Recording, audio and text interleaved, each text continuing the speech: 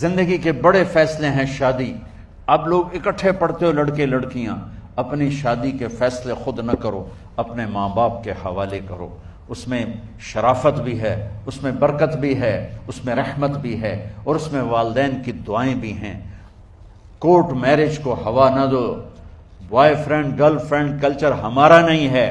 میرے نبی کے طریقے میں مرد اور عورت کا صرف نکاح سے تعلق ہے، اس کے علاوہ سب جہنم کی آگ ہے.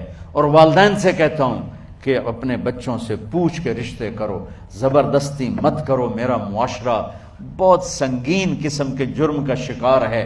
بچوں پہ مسلط کر دیتے ہیں، ایتھے ہی کرنی ہے، جٹاں چی کرنی ہے، بٹاں چی کرنی.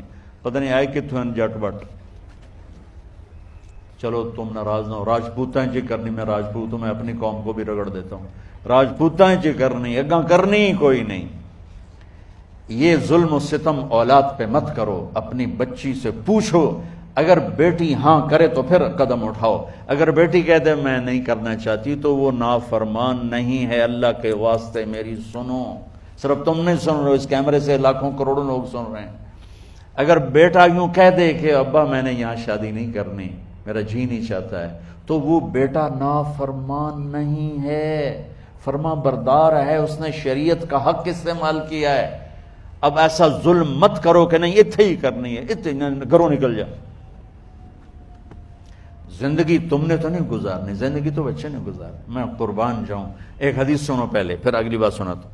ما تزوجت وما زوجت الا بوحی من السماء نزل به جبریل. لوگو سنو، میں نے جہاں شادی کی، میں نے جہاں بیٹی کی شادی کی، پہلے آسمان سے جبریل فرشتہ اللہ کا حکم لے کر آیا، پھر میں نے قدم اٹھایا. سمجھ گئے میری یہ بات؟ سمجھ گئے سارے؟ اب اگلی سنو. حضرت علی فاطمہ کا رشتہ لینے آ گئے، اور جبریل ان سے پہلے آ گئے کہ یا رسول اللہ فاطمہ علی کے لیے ہے. باپ محمد مصطفیٰ جیسا ہے، رشتہ مانگنے والا علی جیسا ہے، اور بیٹی فاطمہ جیسی ہے. اور آپ پوچھتے ہیں علی کیسے آئے؟ وہ شرم کی وجہ سے کچھ کہہ نہ سکے، چپ. آپ کو تو پتا تھا. آپ نے فرمایا فاطمہ کے رشتے کے لیے آئے ہو؟ کہا جی. تو جبریل تنال بیٹھا ہوا ہے کہ یا رسول اللہ اتھے ہی کرنا ہے. آپ نے ہاں نہیں کی، آپ نے کہا انشاءاللہ، اور یہ کہہ کر اٹھ گئے. انشاءاللہ نبی کا ہاں ہی ہوتا ہے. لیکن جبریل کے آنے کے باوجود اور اللہ کے کہنے کے باوجود میرے نبی کو بھی پتا ہے کہ یہ رشتہ یہاں کاتب تقدیر نے لکھ دیا ہے. لیکن امت کو سبق سکھانے کے لیے آپ گھر تشریف لے گئے. بیٹی فاطمہ کہ جی یا رسول اللہ. کہا علی کا رشتہ آیا ہے، میں ہاں کر دوں؟ سبحان اللہ. میں اپنے دیہاتی بچیوں پہ مجھے رونا آ گیا کہ جنہیں پتہ ہی نہیں ہوتا سانو کہیں دنال بندے پہ جانور ہے یا انسان ہے. علی جیسا تو چلو علی کو چھوڑو، فاطمہ کو چھوڑو، جبریل آیا بیٹھا ہے، جبریل آیا بیٹھا ہے. اس کے بعد فاطمہ سے پوچھنے کی کیا بات؟ جبریل آ کر کہہ رہا یا رسول اللہ کہہ رہا فاطمہ علی کے لیے ہے اور علی فاطمہ کے لیے ہے، اور پھر آپ کہتے ہیں بیٹی فاطمہ ہاں کر دو. ہماری تو آج کی بیٹیاں انکار نہیں کرتی، چپ کر کے گاں ماں اس طرح بن چھڑ دین کلے نال.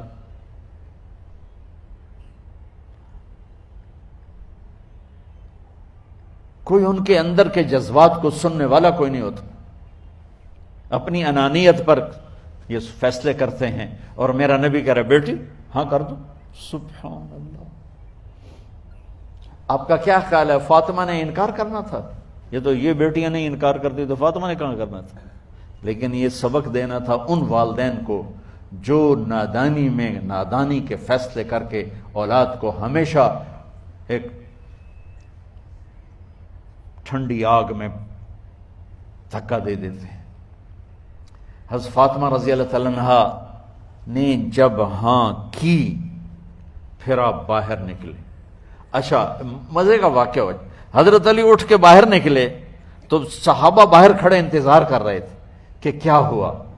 حضرت علی کو بھیجنے والے تھے عبد الرحمن بن عوف. پہلے ابو بکر گئے تو آپ نے انکار کر دیا. عمر گئے رشتہ مانگا، آپ نے انکار کر دیا۔ عبد الرحمن بن عوف نے علی سے کہا آپ جائیں، آپ کا رشتہ رد نہیں ہوگا۔ کہنے لگے میرا تو ذاتی گھر بھی کوئی نہیں، مجھے کہاں سے رشتہ ملے گا، میں تو بالکل غریب ہوں۔ کہ نہیں تم جاؤ۔ تو واپس آتے انہوں نے عبد الرحمن بن عوف پہ چڑھائی کر دی، ویکھیا ہے نا تو میں نو گلے آئی، انکار ہو گیا۔ تو صحابہ نے پوچھا کیا ہوا؟ کہا کچھ کہا ہی نہیں، چپ کر کے اٹھ گئے۔ تو عبد الرحمن بن عوف کہنے لگے کچھ بولے صحیح، کہ بس اتنا کہا انشاءاللہ، کہا تو مبارک ہو، نبی کا انشاءاللہ ہاں ہوتا ہے۔ کہا اچھا، تو اتنے میں آپ باہر تشریف لے، کہا علی حجی کہ لو بلاؤ، لوگوں کو بلاؤ۔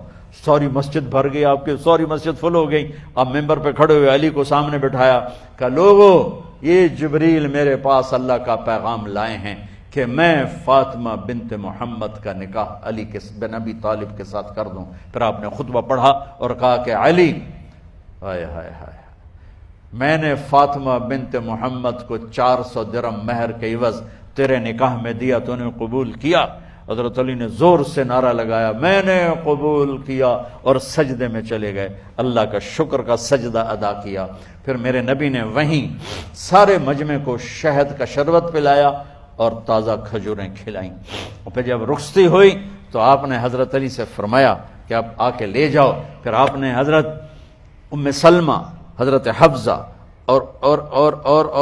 اور جناب حضرت عائشہ رضی اللہ تعالیٰ عنہ، ان تینوں کو بلا کر فرمایا تمہیں پتہ ہے نا مجھے فاطمہ سے کتنا پیار ہے، تو تم فاطمہ کو دلہن بناؤ، اس کی تیاری کرواؤ، اسے دلہن بناؤ۔ تو ان تینوں نے حضرت فاطمہ کو دلہن بنایا۔ پھر آپ نے حضرت علی کو پیغام بھجوایا، وہ تشریف لائے، اپنی اونٹنی لے کر آئے، حضرت عقیل ساتھ ہے، سلمان فارسی ساتھ ہے، اور دروازے پر اونٹنی بٹھائی، آپ علی کو اندر لے گئے اور یوں فاطمہ کا ہاتھ پکڑ کے علی کے ہاتھ میں دے کر فرمایا علی تمہیں نبی کی بیٹی مبارک۔ پھر آپ نے کہا میری بیٹی فاطمہ، مجھے اپنے خاندان میں جو سب سے زیادہ محبوب تھا میں نے تیرا ہاتھ اس کے ہاتھ میں دے دیا ہے۔